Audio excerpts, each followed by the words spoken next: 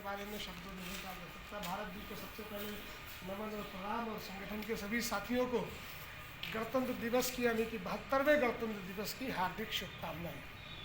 देश किस दिशा में जा रहा है और किस दशा में जा रहा है, इससे हम आप सभी बखूबी वाकिफ़ हैं। और ये कहा जा सकता है इस आज के जो ये वर्तमान का जो एक परिदृश्य है, इसमें कहा जा सकता है कि सुर्खियाँ अखबार की पढ़ने से डर लगता है, सुर्खियाँ अखबार की पढ़ने से डर लगता है, सारा आलम मुझे बारूद का घर लगता है। बीते 2 दशकों से अगर हम पत्रकारिता की, पहले पत्रकारिता पे बात करेंगे, उसके बाद हम गणतंत्र दिवस पर आएंगे। ये किस लिए मनाया गया था और क्यों इसकी शुरुआत हुई वो सभी जानते हैं, इसको बार बार दोहराया जाता है, उसमें नहीं जाएंगे। 2 दशकों में या 3 दशकों से हम अगर देखें, 3 दशक पीछे चले जाए, पत्रकारिता के जो एक आयाम स्थापित हुए, उसने पत्रकारिता को इतना कलंकित कर दिया है, इतना तार-तार कर दिया है कि अब अपने आप को पत्रकार कहना भी बड़ा ही शर्म सी महसूस होती है। ऐसे पत्रकार जो अपने आप को मेन स्ट्रीम मीडिया का पत्रकार कहते हैं, बड़े एयर कंडीशन न्यूज़ रूम में बैठकर जो कुछ दिन भर करते हैं, उसे देखकर अब ये लगता है कि टीवी बंद कर देना चाहिए। जैसा रवीश कुमार जी कहते हैं बार बार कि हमें टीवी नहीं देखना चाहिए, क्योंकि टीवी पे जो परोसा जा रहा है, जो इलेक्ट्रॉनिक चैनल परोस रहे हैं, वो देश की एकता अखंडता के लिए तो एक बहुत बड़ा खतरा है ही। हमारा जो आपसी भाईचारा है, प्रेम संभाव है, जो हमारी संस्कृति जानी जाती थी जिससे, उसको भी कहीं ना कहीं पर एक चोट पहुंच रही है। एक पत्रकार का काम क्या होता है कि वो अपनी जान को जोखिम में डालकर जनहित के मुद्दों को उठाता है, अपनी आवाज़ सरकार के कानों तक पहुंचाता है, लेकिन सरकार की जो स्टपनी, उन्हें हम कहेंगे, जैसे कि गाड़ी में एक स्टपनी होती है, उस तरह से काम कर रहे हैं मीडिया के लोग। और जो कॉरपोरेट जगत के लोग हैं, वो सरकार के पीछे जो खड़े होते हैं, और जब कोई पत्रकार ऐसा काम करता है या उनके काले कारनामों को उजागर करता है, उसको लेकर वो सीधा टारगेट करते हैं उस पत्रकार को, क्योंकि सरकार उनके साथ है। सरकारों का काम ये है कि देश के विकास और देश के अग्रणी विकास में काम करें, जनता के लिए काम करें।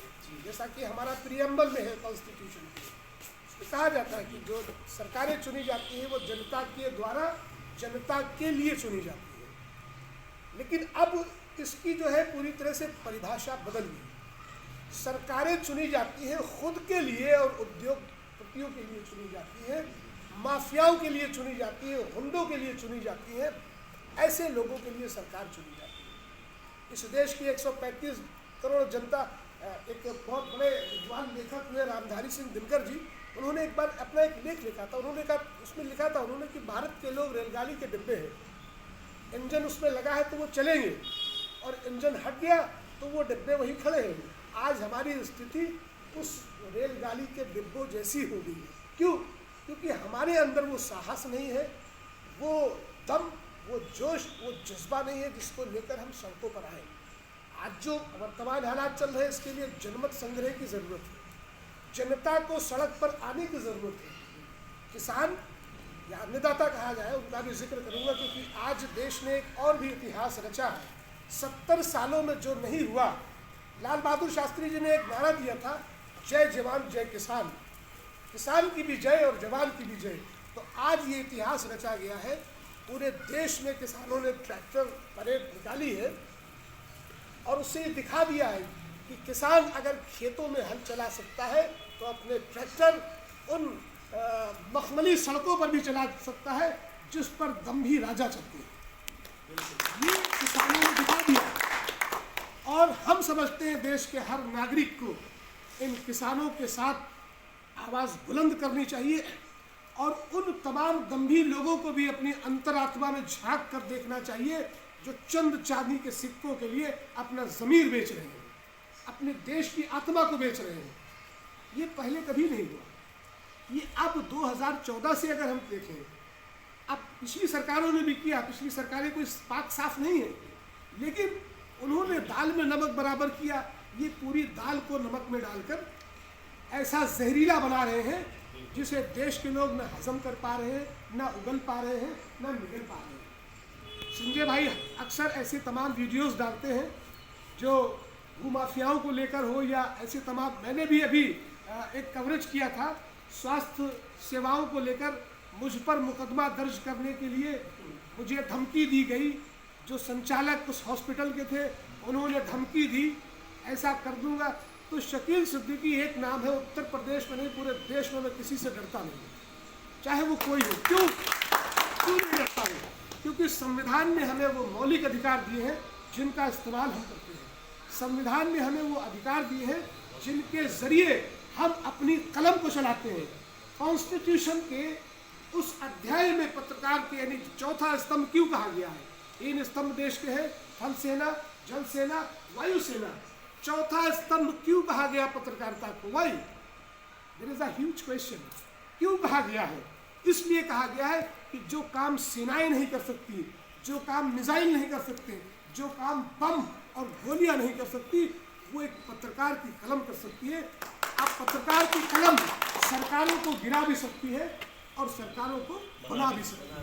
रणभेरी एक पत्रकार एक पत्र छपा करता था आज़ादी से पहले। क्रांतिकारी थे, जंगलों में तहखानों में छुपकर रात में वो पत्र छपता था और रात के अंधेरे में क्रांतिकारी उन अंग्रेज दम्भी अफसरों के ऑफिसेस के बाहर दीवारों पर चिपका कर चले जाते थे। सरकार की नाक में दम कर दिया। 1857 में पहली स्वतंत्रता की लड़ाई लड़ी गई। मद्रास से मार्तंड नाम का पहला समाचार पत्र कपड़े पर छपा जब चीन ने कागज का आविष्कार नहीं किया। उसके बाद दूसरे पत्र आने लगे। पहले जर्नल चलते थे, पत्र होते थे, पाक्षिक मासिक ये हुआ करती थी। अखबारी दुनिया थी, ना तो इलेक्ट्रॉनिक था, ना दूरदर्शन था, कुछ नहीं था। लेकिन वो पत्रकार इतनी ताकत अपने कलम में रखते थे कि ब्रिटिश सरकार को उखाड़ने में सबसे ज्यादा योगदान अगर दिया है किसी ने तो पत्रकारों ने भी दिया है। अगर क्रांतिकारियों ने दिया है, सुभाष चंद्र बोस ने दिया है, भगत सिंह ने दिया है, शफाकुल्लाह खान ने दिया है, राम प्रसाद बिस्मिल ने दिया है, राजेंद्र लहड़ी ने दिया है, या जितने भी और हुए क्रांतिकारी, तो उतना ही योगदान पत्रकारों का भी रहा है। आज पत्रकारों का हश्र क्या है? उसका एक बड़ा कारण है ज्ञान की कमी। हम पत्रकारिता को एक अवसर समझ लेते हैं, एक कमाई का ट्रैक समझ लेते हैं कि हमारे हाथ में ये माइक आ गया, इसको मैंने एक नाम दिया, राजदंड कहा। इसका नाम रखा है राजदंड। शेक्सपियर ने एक पोएम लिखी थी मर्सी, वो मर्चेंट ऑफ वेनिस का एक छोटा सा पोर्शन था। उसमें सेप्टर शब्द का यूज किया शेक्सपियर ने। सेप्टर इज नॉट अबव, यानी कि जो राजदंड है वो जनता से ऊपर नहीं है, लेकिन ये राजदंड जो है ये जनता के लिए है। और जब ये चलता है तो सरकार के दिमाग की नसें फट जाती है। ये वो राजदंड है। तो पत्रकारिता एक ऐसा पवित्र काम है कि हमें अपने लिए नहीं करना होता है, दूसरों के लिए करना होता है। एक इंसान दर्द से छटपटा रहा है, सड़क पर उसका एक्सीडेंट हुआ है, किनारे पड़ा है, लोग सेल्फी लेने के लिए तो खड़े हो जाते हैं, फोटो खींचने तो खड़े हो जाते हैं, लेकिन उसे उठाकर हॉस्पिटल पर पहुंचाने का कोई काम नहीं करता है। 2011 में मैं नैनीताल जा रहा था, कार से जा रहा था, मेरे पास तो कार नहीं, किसी की बदौलत में उससे जा रहा था। तो आगे एक रोडवेज की परिवहन की बस जा रही थी, कहीं पर उसको किसी सवारी को उतारना था, एक बुजुर्ग थे, वो उतर भी नहीं पाए थे, उसने गाड़ी बढ़ा दी, वो नीचे गिरे, उनका सर फट गया। पीछे से मैं चल रहा था, मैंने गाड़ी रोकी, उनको गाड़ी में बिठाया, जो भी हो सकता था उस टाइम, फर्स्ट एड जो भी बॉक्स था गाड़ी में, या उनको हमने कहा इस गाड़ी का पीछा करो। उस रोडवेज को आगे से जाके ओवरटेक किया और उसको रोक लिया। और पहला तमाशा मैंने उस ड्राइवर को मारा और फिर उसके कंडक्टर को मारा। क्यों मारा? इसलिए कि एक बुजुर्ग को तुम उतार रहे हो, उससे पूछा भी नहीं कंडक्टर ने कि उतर गए हो या नहीं उतर गए हो, वो गिर पड़ा और तुम जल्दी से नंबर तुम्हारा दूसरा लग जाए इसलिए भाग रहे हो।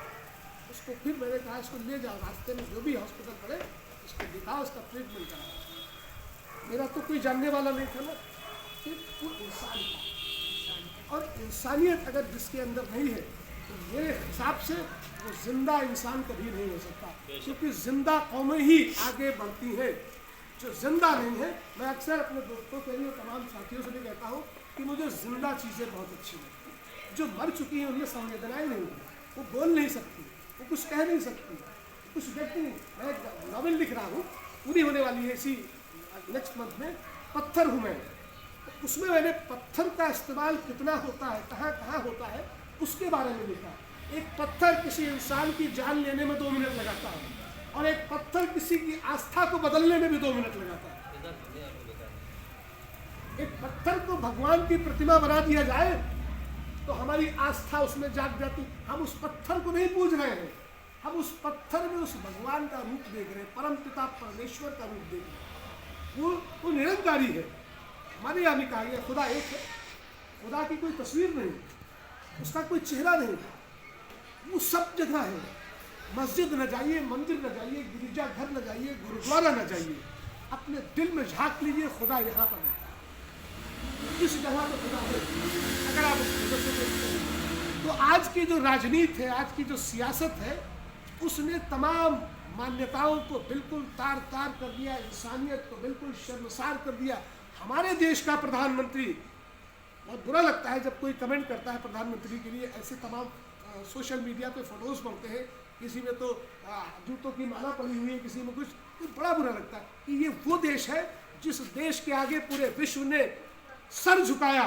उस देश के प्रधानमंत्री के लिए ऐसे शब्द आ रहे हैं, ऐसी तस्वीरें आ रही हैं, बहुत बुरा लगता है कि हमारा प्रधान सेवक है, लेकिन वो प्रधान सेवक भी तो उस तरह से होना चाहिए, उसे भी तो समझना चाहिए ना कि हमको देश की 135 करोड़ जनता ने चुना है, तो क्यों चुना है?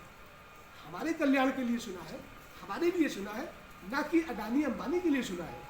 आज क्या 1987 में महेंद्र सिंह टिकैत ने पहला आंदोलन किया किसानों का, 10 लाख किसान दिल्ली के बोट क्लब पर जमा हुए, सबसे बड़ा आंदोलन था वो। उसके बाद आज इतिहास फिर दोहराया गया और पूरे देश में किसान सड़कों पर है, 2 महीने से सड़कों पर है, 60 से ज़्यादा किसानों की जानें जा चुकी हैं, लेकिन सरकार जो है वो अपने आप में मस्त है। एक विनाश काले विपरीत बुद्धि, वो समय आ गया। आज जो किसान भी परेड कर रहे हैं और जवान भी परेड कर रहे हैं, इसके अर्थ को वो राजनीति के पंडित तो समझ रहे हैं और भविष्य के गर्त में वो भी देख रहे हैं क्या होने वाला है। लेकिन ये अहंकार में डूबे लोग कि हमारे पास बहुमत है, हमारा कुछ नहीं कोई कर सकता। लेकिन वो जो ऊपर बैठा है त्रिकालधारी, वो सब देख रहा है, उसे पता है कब डोर खींचनी है और कब ढीली करनी है। अभी तो ढीली है, धीरे धीरे खींची जा रही है क्योंकि वो डोर बहुत लंबी है, उसको ऐसे से खींचा जा रहा है। थोड़ा सा कसाव अभी बाकी है, और जिस दिन थोड़ा कसाव आने लगेगा तो इनके चेहरों पर से हवाइयाँ उड़ेंगी। और ये अन्नदाताओं को माध्यम बनाया गया। ये लोग कृषि कानून ठीक है, आप बना लें, ठीक है, लेकिन ये एक माध्यम बना। जब किसी को किसी से कुछ कराना होता है तो उसके लिए जरिया पैदा किया होता है। कहते हैं ना हिलने रोजी बहाने रोक, तो जरिया पैदा करना होता है ना, तो वो जरिया किसान बने। अन्ना हजारे का आंदोलन नहीं बना। लोग कहते थे जेपी का आंदोलन से बड़ा आंदोलन हो गया। अन्ना हजारे तो सो रहे हैं, कोमा में चले गए, आज तक नहीं जागे। लेकिन ये जो बैठे हैं सैकड़ों हजारों अन्ना हजारे दिल्ली की सरहदों में और आसपास के प्रदेशों में और जनपदों में और जिलों में, ये इनके काल का ग्रास बनेंगे। मैं जितना प्रेडिक्शन अपना एनालिसिस, मेरा प्रेडिक्शन ये है कि यही किसान इस सरकार को समय से पहले उखाड़ कर बाहर कर देंगे। तो कहने का मतलब आज गणतंत्र दिवस है, 72वां गणतंत्र दिवस है। 1949 में संविधान की रूपरेखा पूरी तरह से तैयार होगी, संविधान लिख दिया बाबा साहब भीमराव अम्बेडकर ने।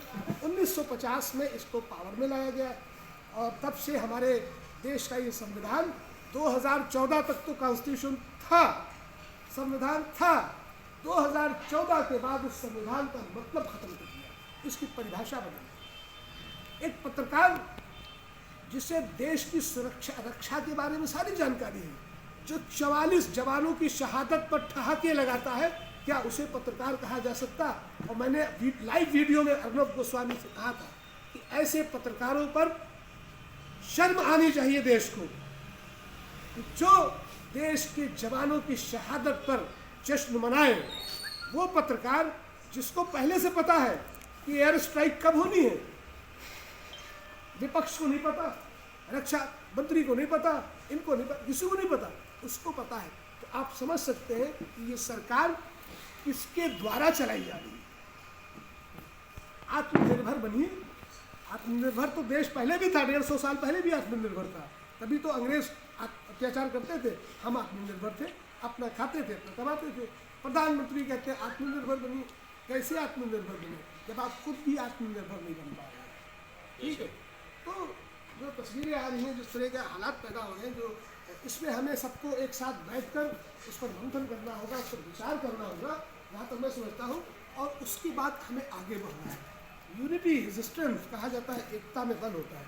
अगर आप मुत्तहिद नहीं होंगे, एक नहीं होंगे, तो आपको लोग जीने नहीं देंगे। इसलिए आज जितने भी पत्रकार, मैं तो बहुत अल्पज्ञानी पत्रकार हूँ, जितने भी पत्रकार हैं उन सबको एक साथ आकर एक संगठन में काम करके संगठन को आगे बढ़ाए और लोगों के फेयरवेल के लिए काम करें, लोगों के हितों के लिए काम करें। यही सच्ची पत्रकारिता है और यही इसका धर्म है, यही उसका कर्म है। महाभारत में कहा गया है, कर्मण्येवाधिकारस्ते मा फलेषु कदाचन। कर्म करते जाइए, फल की चेष्टा मत करिए। हमारे यहाँ क्या कहा गया, इन्नल्लाह मा साबिरीन। सब्र बहुत बड़ी चीज़ है, धैर्य बहुत बड़ी चीज़ है। जिसने धैर्य छोड़ दिया उसने सब कुछ छोड़ दिया। एक चींटी से हम रॉबर्ट फ्रॉस्ट की एक लाइन को लेते हैं। एक चींटी क्या करती है, एक चींटी एक अपने से ज़्यादा वजन का दाना अपने मुंह में फंसाती है और लेकर पहाड़ों से चढ़कर बहुत ऊंचाई पर जा रही है, फिर गिर जाती है, फिर चढ़ती है, फिर गिर जाती है, अंततः वो पहुंच जाती है। तो practice makes us perfect. Sanskrit के महान विद्वान हुए मिस्टर जगदीश चंद्र, उनको जब विद्यालय से निकाल दिया गया, पढ़ने में बहुत ही बेकार थे, तो शिक्षकों ने कहा आप जाइए अपने पिता की खेती बाड़ी में हाथ बटाइए। वो चल दिए। रास्ते में एक पनघट पड़ता, वहाँ रुके। उन्होंने जो स्कूल में दिया गया था खाने को खाया पिया, प्यास लगी, पानी पीने के लिए जब बढ़ते देखा कुछ महिलाएं जो है पानी भर रही है। तो रस्सी जो थी जब पानी को खींचती थी, पत्थर में सुराख बन रहा था। तो उसी समय एक प्रोवर्ब, एक सूक्ति उनके दिमाग में आई। उन्होंने लिखा कि करत करत अभ्यास थे जड़मती होत सुजान, रसरी आवत जात के परत निशान। यानी कि प्रैक्टिस मेक्स अस परफेक्ट। पत्रकारिता में अगर अभ्यास हो, पत्रकारिता में अगर प्रैक्टिस हो, राजनीति में अगर अभ्यास हो, राजनीति में अगर प्रैक्टिस हो, जिस भी विधा में हो, तो आपको आगे जाने से नहीं रोक सकते। बड़ी बड़ी डिग्रियां किसी काम की नहीं। स्कूल में पढ़कर डिग्रियों को हासिल करने का ही योग्यता नहीं। मैंने भी बहुत पढ़ा, तमाम किताबें पढ़ डाली, लेकिन किताबों को पढ़ने से जो किताबों में लिखा है उसको आप प्रैक्टिकल लाइफ में लाइए, तभी तो उसका काम है।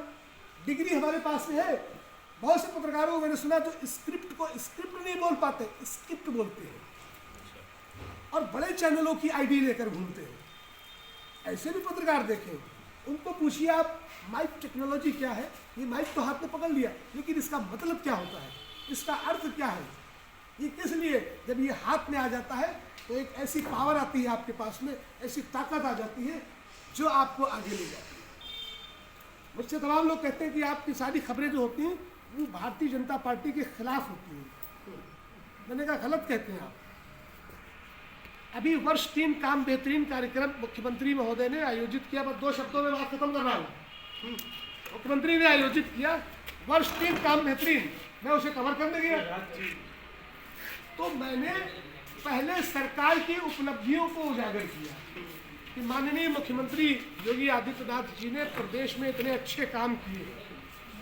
पहले तो अच्छी बातें की जाती है, उसके बाद फिर मैंने उनकी उन गलत नीतियों पर बोलना शुरू किया। 3 वादे किए थे, गड्ढा मुक्त प्रदेश होगा, स्वस्थ प्रदेश होगा, उत्तम प्रदेश होगा।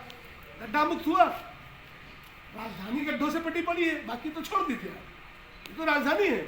आज आप शहरों को देख लीजिए, 150 साल में वो सीवर लाइन नहीं डाल पाए, अब उनको याद आई है सीवर लाइन डालने, ठीक है ना। भू माफियाओं ने एक बड़ा जाल फैला रखा है लखनऊ में, उनको आप संरक्षण देते हो। आपका कमिश्नर, आपका जज, आपका अधिकारी उनके साथ बोलता है, हमारी बात नहीं सुनता। गलती से एक दिन मैं पहुंच गया था मंडलायुक्त कार्यालय, तो मुझे जब चीज़ें कुछ बुरी होती हैं तो बोलना पड़ता है, तो मैंने फिर उस पर लाइव कमेंट्री की और लोगों को समझ में आया। लाखों लोगों ने उसको देखा, हमारे पास तमाम मैसेजेस दिया है। ये आप ही कर सकते हो। मैं कुछ नहीं कर सकता, मैं तो बहुत ही ज्ञान नहीं, मेरे पास तो ज्ञान नहीं। फिलहाल हम अपनी बातों को इसलिए यहाँ पर 2 शब्दों में ख़त्म करते हैं कि हम सभी लोगों को इंसानियत को साथ में रखते हुए पत्रकारिता को एक स्वच्छ और स्वस्थ पत्रकारिता को आगे बढ़ाना है और यूनिटी के साथ में एकता। कभी भी किसी पत्रकार को कोई ज़रूरत पड़े या किसी भी इंसान को ज़रूरत पड़े और उसका फ़ोन आ जाए तो आप उसके लिए जाओ ज़रूर। लॉकडाउन पीरियड में मुझे एक घटना याद है कि मैंने 40 बच्चों को क्वारंटाइन होने से बचाया। 3 थानों की पुलिस ने मुझे क्या जो है कवर किया हुआ था, गाजीपुर थाना, गोमती नगर थाना और चिन्हट थाना। रात का 2:30 बज रहा, 3 थानों की पुलिस मेरे पीछे, मेरे हाथ में मोबाइल और ये माइक, और उस रोडवेज बस को मैंने हाईजैक किया 10 डब्बे से, अकेले हाईजैक किया और 40 के 40 स्टूडेंट्स को मैंने अपने कब्जे में लिया। पुलिस मेरे पीछे, तीनों तरफ से पुलिस को घेरा। आप ये नहीं कर सकते, इनको मोहनलालगंज जाना होगा, इनके मेडिकल होगा, स्क्रीनिंग होगी। तो मैंने कहा नहीं, वहाँ आप इनको क्वारंटाइन कर दोगे, इन्हें अपने घर जाना है।